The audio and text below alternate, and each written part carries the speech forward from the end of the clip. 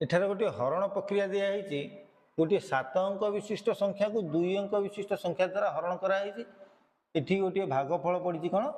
5 अंक विशिष्ट संख्या जार प्रथम अंकटी केते 8 अच्छी आउ कि दि जाए शेष आम भागशेष भाग कि 0। तेणुक जो ब्लांक सबू कोठरी गुड़िक ब्लांक अच्छी से संख्या गुड़िक आम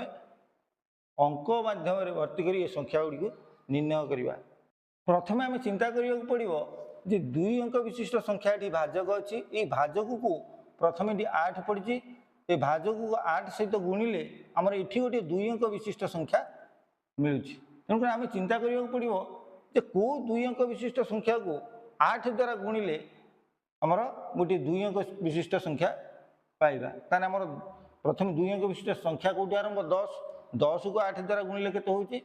ना 80 हम पुणी 11 को 8 द्वारा गुणिले केते हम ना 88 हम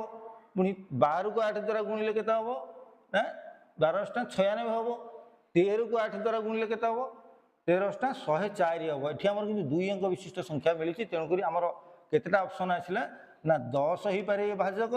ना 11 हो पारे 12 हो पारे 13 हो पारिबो नहीं कि पूर्व 9 हो पारे कारण आम भाजकटा 2 अंक विशिष्ट संख्या ये 13 कहीं पारनि ना 13 अष्टा होगला आमर 104 हो जाऊँ। तेणु आमर ये 2 अंक विशिष्ट संख्या गोटे नि तेणुक आम 10 अष्टा 80 हो पारे 11 अष्टा 28 हो पारे 12 अष्टा 96 हो पारे भर आम आ भर कौटा हम ताको चिंता करवा। तापर आसतु आम देखा जे एठी गोटे संख्या अच्छी 3 अंक विशिष्ट संख्या पड़ी ये केते पड़ी 3 अंक विशिष्ट संख्या पड़ी एठी 3 अंक विशिष्ट संख्या पड़ी एठी 3 अंक विशिष्ट संख्या पड़ी ताने आम चिंता करवा आ भर क्यों संख्या गोटे 1 अंक विशिष्ट आम जेहेतु युवा सब गोटे गोटे अंक को गुणन कर गोटे अंक को गुणन कले आम कौन पाइबा ना 3 अंक विशिष्ट संख्या पाइबा। देखो आम सीना 10 अष्टा 80 बोली जानते कि 10 नुआ पड़ने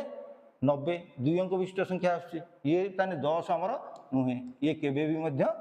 नुहे।